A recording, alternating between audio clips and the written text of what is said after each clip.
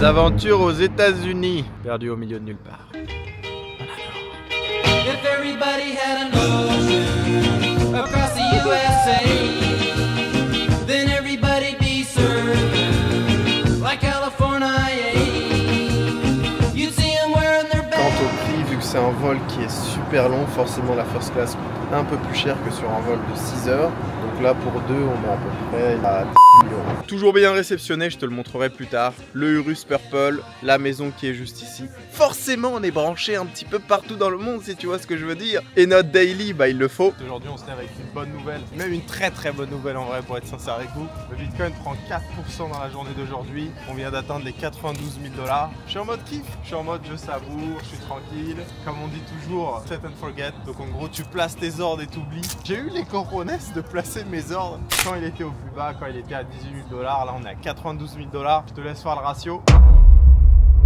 Cette fois, on commence pas la vidéo chez moi, on commence pas la vidéo dans mon lobby, on la commence directement dans l'avion. Je vous mens pas, j'ai l'un des vols les plus longs de ma vie. Donc là, j'ai 16 heures de route. Je vais en direction de San Francisco. Donc, je vais vous faire découvrir un petit peu les États-Unis. Je me suis dit pourquoi pas faire un road trip à la suite de certains événements. Parce que quand vous regardez mes réseaux, vous pensez que tout est beau, tout est rose, etc. Mais non, parfois il y a des choses dont j'ai pas forcément le contrôle dessus. Et là je me suis dit, bah let's go kiffer. Du coup là je vais avec ma femme qui est juste derrière cette petite porte. Et on va direction les États-Unis, c'est une première pour elle. Moi ça fait peut-être la 5e, 6e fois que je pars aux États-Unis. Donc je suis excité d'aller aux États-Unis, d'aller redécouvrir le pays qui m'a donné la flamme entrepreneuriale. Je vous mettrai une photo de moi à l'époque, c'était en 2019, je devais avoir 18 ans ou 2018, quelque chose comme ça, en direct de Las Vegas. Et c'est vrai que la culture américaine, c'est l'opposé de la culture européenne. Sur l'ambition, sur le rapport aux gens avec la réussite, sur le rapport à l'argent, etc. Et d'ailleurs, c'est même pour ça que les États-Unis, ils ont laissé bien derrière le PIB par habitant français, alors qu'il y a 20 ans en arrière, c'était exactement la même chose. Pour vous expliquer ce cheminement d'aller faire un road trip aux États-Unis, alors que je laisse derrière moi mon appartement, etc. Et que sachant que là c'est la meilleure période pour être à Dubaï, parce que forcément les températures descendent, il faut comprendre une chose.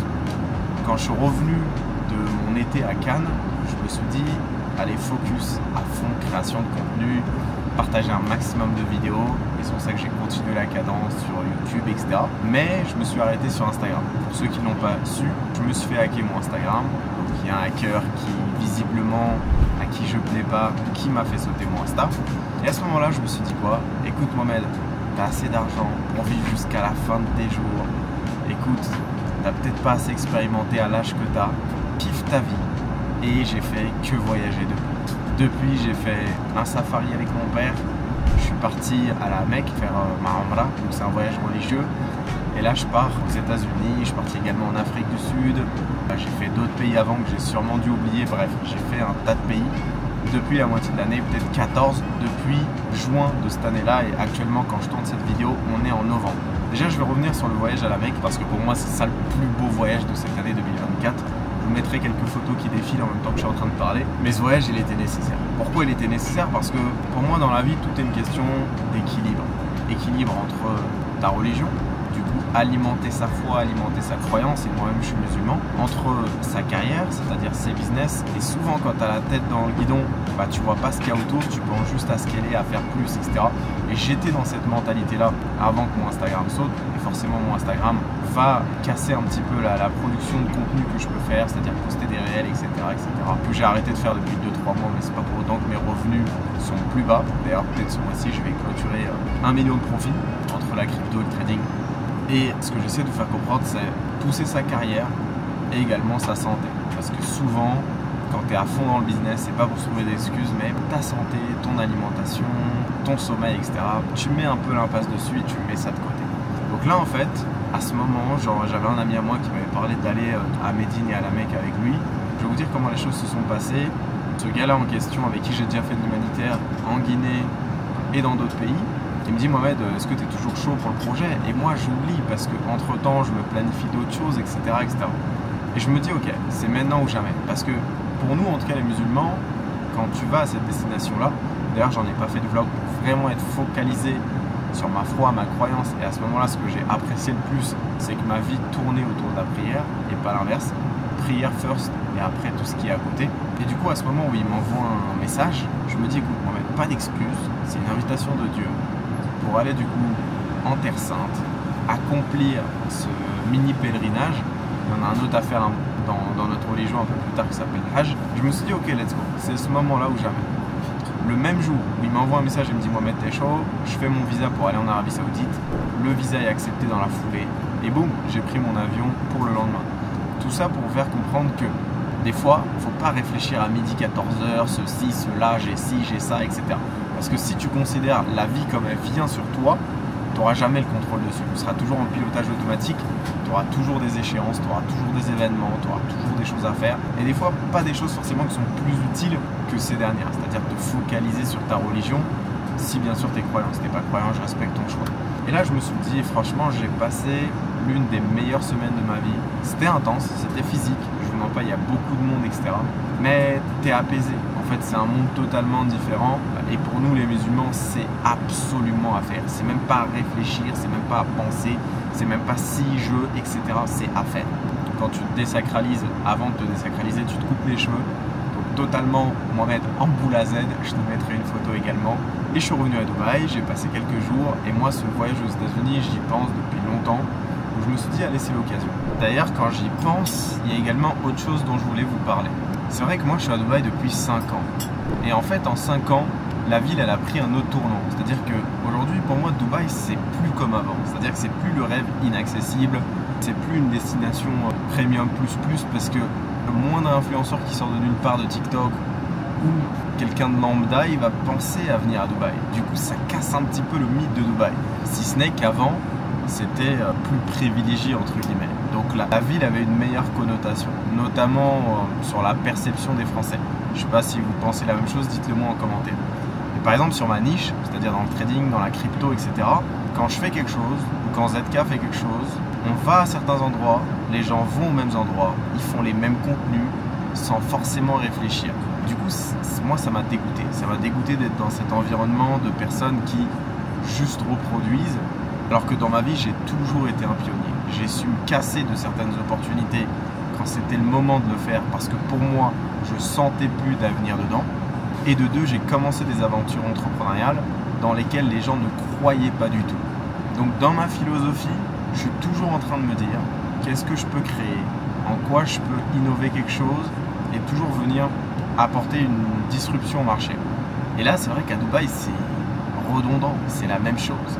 C'est comme si dans la ville, quand je suis venu, il y a à peu près, on va dire 5 ans, quand je suis venu, j'avais rien, les gars. J'avais ni chez moi, j'avais ni fait 1 million, j'avais pas beaucoup. J'avais quand même un peu d'argent, mais rien à voir avec là où j'en suis aujourd'hui. Aujourd'hui, je juge réellement que j'ai des assises financières solides, je peux me permettre de ne pas bosser, j'ai de l'argent qui rentre, j'ai des idées qui fluctuent, j'ai toujours scalé mes années, d'année en année, mon patrimoine, etc. Aujourd'hui, c'est différent, y compris à travers mon réseau, les gens que j'ai la chance de connaître, etc. Du coup, j'ai tout donné pour monter les échelons, etc. Et si par exemple, juste on se base sur la catégorie où est-ce que tu vis, parce que c'est important, on est d'accord que les gens les plus riches de Paris, ils vivent dans certaines zones délimitées, on va dire Paris 8, Paris 16, etc. Bah Dubaï c'est pareil, sauf que là pour moi j'ai atteint le pinnacle, c'est-à-dire le stade ultime, je suis au Royal Atlantis, je passe même pas de temps dedans, les gars j'ai un appart que je paye 50 000, je suis jamais dedans, je suis toujours en train de voyager à travers le monde, donc ce que j'essaie de faire comprendre c'est que ceux qui me copient, ceux qui copient mon associé, etc., bah ça finit par nous dégoûter, surtout moi, parce que voilà je prends le choix d'aller aux États-Unis pour un petit peu plus longtemps que d'habitude, et de deux, c'est un environnement pesant à la fin, parce que c'est toujours la même chose que tu arrives à voir ou quoi que ce soit. Et du coup, je me suis dit, allez, on va se tenter une autre aventure, on va faire quelque chose de nouveau, on va revenir aux États-Unis et je vais me remettre en mode santé à fond, sport à fond, faire des belles expériences, peut-être rencontrer du monde, etc. Et on verra ce que ça donne. Aujourd'hui, j'ai la chance d'avoir un business où je peux travailler d'où je veux avec mon laptop, j'ouvre mes graphiques de trading, je passe des trades, je suis tranquille. Carrément, des fois, j'ai même pas besoin d'ordinateur, j'ai juste mon téléphone qui est juste ici. C'est un luxe, c'est comme la création de contenu. Quand mon Instagram il saute, certes, ça me pénalise sur les revenus à venir, mais heureusement qu'à ce moment-là, j'ai le trading, j'ai mes investissements IMO, j'ai mes investissements crypto, j'ai mes investissements dans d'autres choses qui me permettent de gagner du cash. Donc, voilà un petit peu ma réflexion du moment. J'ai besoin de nouvelles idées, j'ai besoin de vent frais et toujours être dans cet esprit de pionnier, toujours être dans cet esprit créatif. Parce que je vous mens pas, en étant totalement honnête avec vous, que je vive à Dubaï, que je vive autre part, que je sois en vacances autre part, moi je dépense les mêmes sommes. Donc autant aller les dépenser autre part. Quand tu as un certain standard de vie de là où je suis, tu vas toujours être un minimum dépensé par mois. Moi mon minimum je passe entre on va dire 50 et 60 et le max ça peut être entre 120 et 150. Donc that's life. On kiffe la vie comme elle est, on enjoy. Et sur ça je vais te montrer un petit peu la nouvelle suite parce que là je suis dans un nouveau A380. C'est parti. Je vous montre un petit peu qu'est-ce qui change dans la suite. Déjà les couleurs, donc là vous le voyez, là ça je pense que c'est beaucoup plus confortable. Les couleurs utilisées là, le beige clair un petit peu, ça fait rappeler l'autre première classe sur le 777. Là ils ont mis des petits détails dorés, donc là vous le voyez sur la boucle de ceinture, vous le voyez sur les aérations, la clim. Ici, ça c'est un bouton qui n'existe pas en business, lorsqu'on appuie ici, l'hôtesse vient directement. Ensuite vous avez la petite trousse de toilette, donc déodorant, mousse à raser, parfum, etc. Tout ce qu'il faut. Bon là ils vous offrent quoi, des bonbons, des trucs, plein de petites confiseries. Et voilà, il me reste à peu près 7 heures de vol sur un vol d'à peu près 16 heures. Du coup un Dubaï-San Francisco, l'un des vols les plus longs du monde. Quant au prix, vu que c'est un vol qui est super long, forcément la first class coûte un peu plus cher que sur un vol de 6 heures. Donc là pour deux on est à peu près, il me semble, à 18 000 €. Je sais que ça fait un certain budget, peut-être que certains vous n'allez jamais avoir ne serait-ce qu'une fois l'expérience de faire une first. Mais bon, c'est pour vous dire que de l'autre côté de la planète, il y a un mec qui est comme toi, qui a une tête, deux jambes, deux mains, et qui s'est donné les moyens de ses rêves, les gars. Je sors d'une famille fauchée, moi-même j'étais fauché, j'étais boursier il y a encore quelques années. Aujourd'hui je suis multimillionnaire.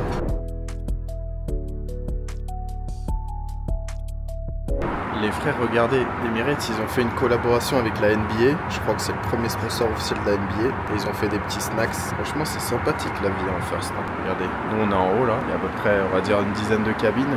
En dessous, je pense, c'est l'éco. Et derrière la first, tout au fond, au bar où j'étais, c'est la business. Toutes vos femmes, même quand elles ont 15 abonnés, ce sera des Instagrammeuses qui vont prendre des photos comme ça.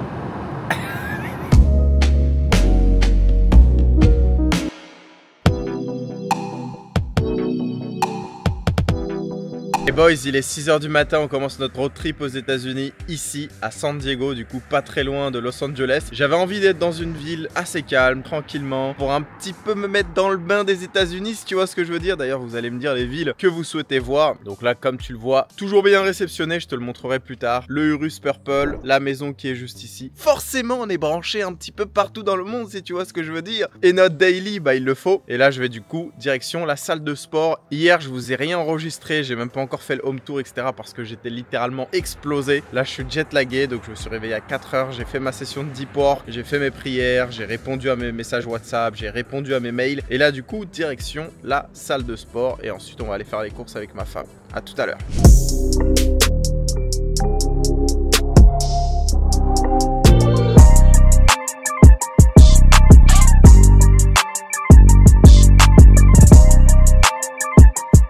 N'oublie pas le focus, riche et fit ou riche ou gros. C'est que des décisions les gars, de la discipline. Le Urus Purple qui m'attend ici, une bonne séance là, alors qu'il est que 8 h du matin. Dites-vous ici aux US, il y a tellement de gens qui vont faire du sport le matin, etc. La salle elle était bondée à 6 h du mat. Est-ce que vous vous rendez compte les gars? Parce qu'on pense toujours États-Unis, gros port, etc. Mais il y a aussi l'autre côté. Il y a aussi des gens qui hustle, il y a aussi des gens qui sont dans l'ombre et pourtant personne leur donne de crédit. Bon là du coup on va à un supermarché local où ils vendent des produits plutôt sains, etc. Et d'ailleurs cette fois-ci je suis pas parti à l'hôtel pour éviter tout ce qui est petit déjeuner, manger mal, etc. Là on est dans un mood, salle de sport, manger sainement, faire du bif, faire du bon contenu, faire des très belles performances en trading. Et voilà les gars, on va faire des courses hein. Franchement ce supermarché il me plaît les gars hein. Regardez, ils ont plein de boissons protéinées cool, de marques qu'on connaît pas, etc. Regardez là même ça, une grosse jerrycan de Starbucks, c'est une dinguerie. Vu que je les fais jamais, je vous les montre. On en a eu pour 300 $. Ça coûte cher de manger bien.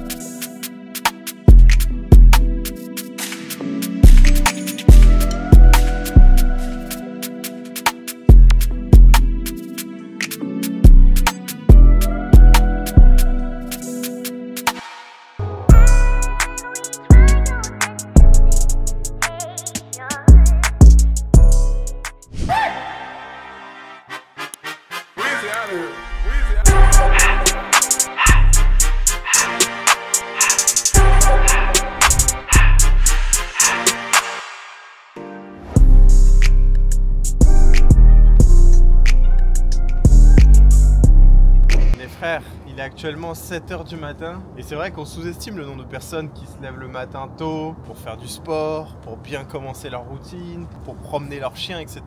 En tout cas, ça fait du bien parce que moi, à chaque fois que je suis aux États-Unis, je vois ça en fait. Là, encore une fois, c'est une preuve concrète.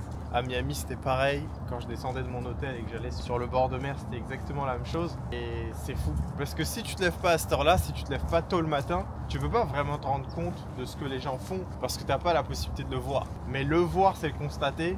Et le constater, c'est le faire. Donc au final, je trouve que, encore une fois, le matin, très très sous-coté, mais t'as une avance de guerre sur la plupart des choses. T'as le temps d'avancer, t'as le temps de faire pas mal de choses. En plus, aujourd'hui, on se lève avec une bonne nouvelle, et même une très très bonne nouvelle en vrai, pour être sincère avec vous.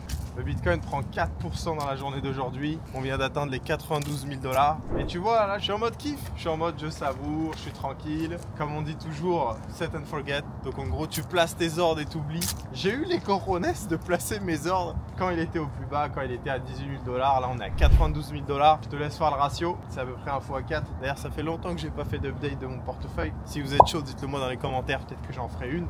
Et c'est un kiff parce que là, je te mens pas. Bon, là, j'y ai pas accès parce que je suis aux États-Unis et je préfère pas prendre de risque de me déplacer avec mes clés privées, etc. Mais je dois être à plus de 3 millions de gains et la vie est belle, mon frère. Donc bientôt, peut-être qu'on va se faire un petit plaisir. En tout cas, une chose est sûre, c'est que l'investissement, c'est ce qui va peut-être changer ta vie. Mais il faut que tu le prennes au jus ou en compte le plus tôt possible. Non pas trop tard, mais le plus tôt possible. Moi, depuis longtemps, en tout cas, j'ai investi plus de 90% de mes revenus. Des fois, voilà, je fais des mauvais investissements, des fois des très bons investissements, mais c'est vrai que ça fait la différence. Ça fait la différence d'investir, ça va faire la différence dans ton avenir, ça va faire la différence dans ton patrimoine, ça fait la différence si demain tu es à court d'idées de business, si tu es en manque de cash flow ou quoi que ce soit. Voilà, tu as fait des bons choix, maintenant tu kiffes ta vie, je suis avec ma femme, tranquille, on est sur la plage, à San Diego, et j'ai envie de te dire, la vie est belle mon frère. La marche continue, 2 heures de marche le matin, en ce moment, bien boosté pour faire du sport au quotidien, se sentir bien. Je trouve que le sport, c'est la tâche la plus compliquée, la plus ingrate de la journée. Donc quand tu vas la faire tôt, bah, y a déjà une très bonne chose de faite. Et dès que c'est fait, t'es tranquille, t'attaques un petit peu de choses, etc.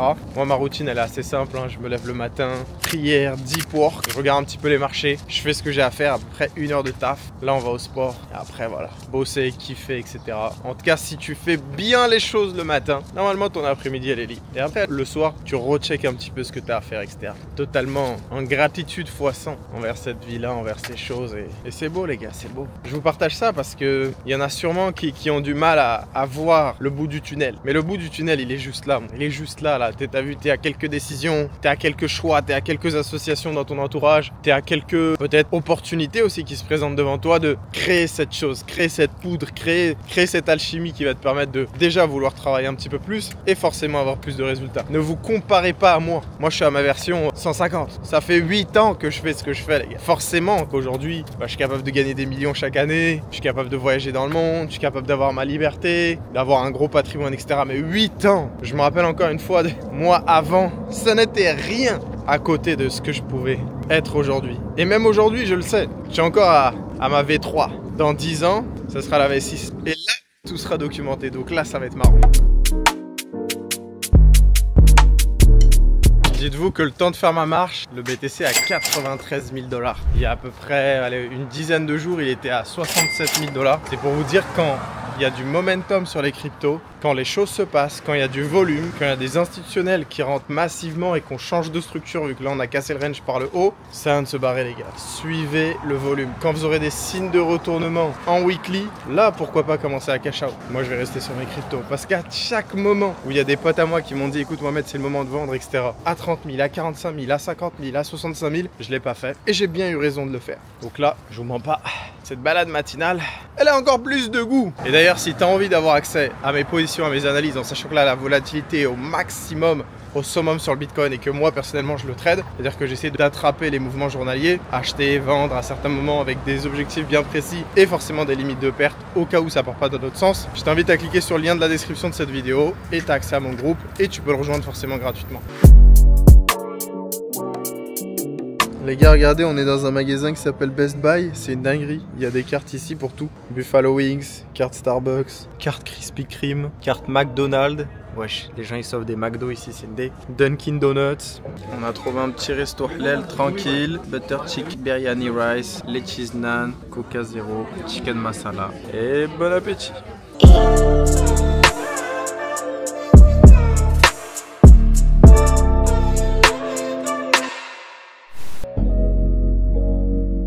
Ce matin, petite péripétie. Déjà, on a décidé d'aller à la salle de sport un petit peu plus tard. Et au moment où on veut aller à la salle de sport, je vous mens pas, le matin là, vers 5h, 6h du matin, comment est-ce qu'il fait froid? C'est glacial. Moi, je suis pas trop habitué à ce froid-là. Et du coup, à ce moment-là, la clé du Urus, elle veut plus l'allumer. Hein. Donc, je pense, je sais pas, peut-être il y a un problème de pile ou je sais pas, de batterie à l'intérieur, ou je sais pas ce qui se passe. Mais voilà. Des fois on loue des voitures pour plus de 1000 balles par jour et au final elles finissent par te planter tôt le matin. Donc on baisse pas les bras, on prend un GMC et direction la salle de sport. Aujourd'hui ça va être une journée visite. Affaire à suivre. Came out the bottom, I count a whole lot of young gunner worth millions of dollars. I asked out the charm, my little bitch a model, she made a few M's off a follow. Yo, one on tour, a BP the chowder, living a cool matata. Ain't no more worries, I'm up at it earlier, niggas trying to figure out the problem. Bon, on vient d'arriver actuellement à la Joyakov et regardez ce qu'on est venu voir, à qui on est venu rendre visite. Je sais pas si c'est des otaries ou des gros phoques. Dans tous les cas, je pense. Bah déjà là on entend les bruits. Là.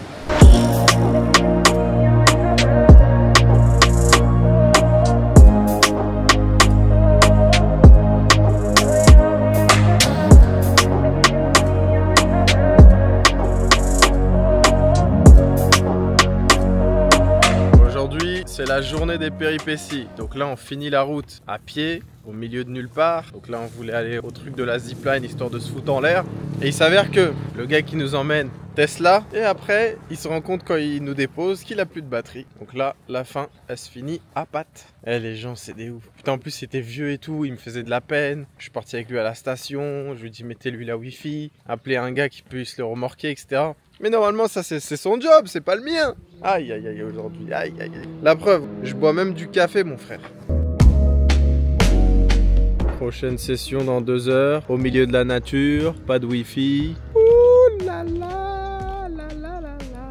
Cette journée me donne envie de chanter. Bon finalement on a décidé de rester. Et c'est vrai que des fois je râle, je suis aigri etc. Mais c'est parti de moi. Sachez une chose, c'est que je déteste attendre. Et je suis un extrême impatient. Et dans des situations comme ça, ça se voit encore plus. Ça fait encore plus ressortir ce trait là. Mais bon, go tester la zipline, sachant que là on va être en privé que 2. Et je me suis acheté une petite GoPro pour vous montrer ça. C'est parti.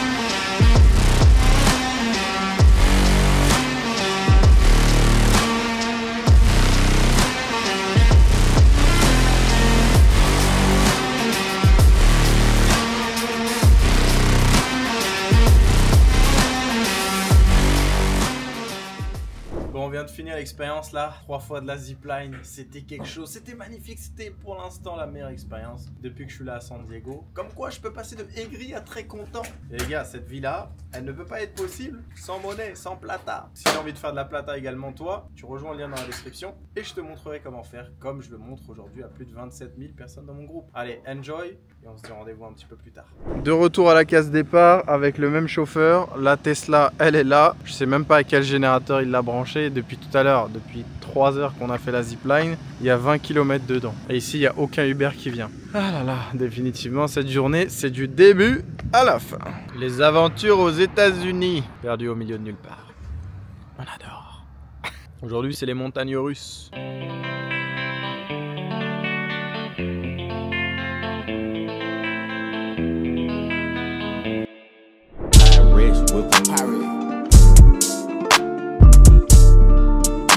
Après la folle journée à Los Angeles hier où j'ai dépensé de l'oseille les gars, dépensé les bénéfices. Aujourd'hui c'est une journée totale détente, totale sérénité, on prend du temps pour nous-mêmes et je suis venu dans une ville pas très loin de San Diego qui s'appelle Coronado. Et franchement, l'atmosphère elle est paisible, elle est belle, je vous montre un petit peu le cadre.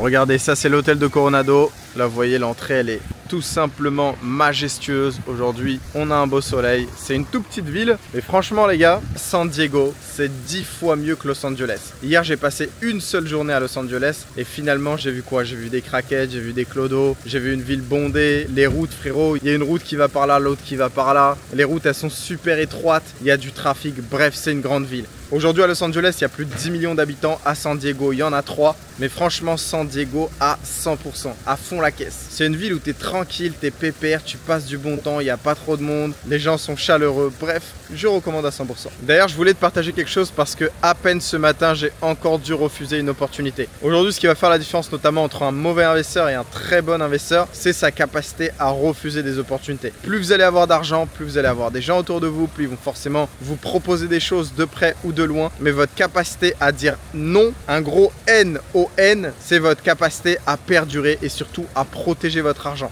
Quand tu t'investis dans quelque chose de nouveau, certes, tu peux avoir le bénéfice de réussir et tout exploser et gagner de l'argent, mais c'est surtout du temps qui est mobilisé, de l'ARH qui est mobilisé et également de l'argent. Et du coup, ça va ouvrir un dossier aussi mental dans ta tête qui s'appelle « Vu que j'ai investi, j'ai envie de revenir sur mon retour sur investissement ». Donc n'oubliez pas, mieux vaut avoir une ou deux opportunités financières qui rapportent max de cash que d'en avoir 10 et être moyen partout. Apprenez à dire non. Non aux mauvaises choses, non aux mauvaises personnes, non aux mauvaises opportunités, non aux mauvais business. Conclusion de tout ça, apprendre à dire non dans la majorité des cas et apprendre à dire oui dans des cas exceptionnels. Que le oui soit une exception et que le non soit une habitude. Green summer watch got a big face. Girls getting missing like a motherfucking mixtape. Smelling like money and I'm looking like sex. I'm outside for real with the slimes and the slacks. Nigga ride away, then the nigga get taxed. Finish no pants and I fill them up with racks. They all ball cap and this all facts. No, I don't relax and I don't lack.